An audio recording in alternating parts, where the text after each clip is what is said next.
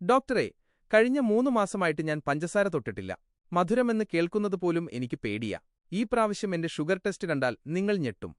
Doctor, report വന്നിട്ടുണ്ട്. നിങ്ങളെ സമ്മതിക്കണം, കഴിഞ്ഞ ആഴ്ച പപ്പേട്ടന്റെ കടയിൽ നിന്ന് കഴിച്ച 6 ഉണ്ണിയപ്പവും രാത്രിയിലെ ആ ബിരിയാണിയുമൊക്കെ റിപ്പോർട്ടിൽ കൃത്യമായിട്ടുണ്ടല്ലോ. രോഗി ഞെട്ടലോടെ, അതെങ്ങനെ? ഞാൻ ഇന്ന് രാവിലെ പട്ടിണി കിടന്നാണല്ലോ ബ്ലഡ് കൊടുത്തത്.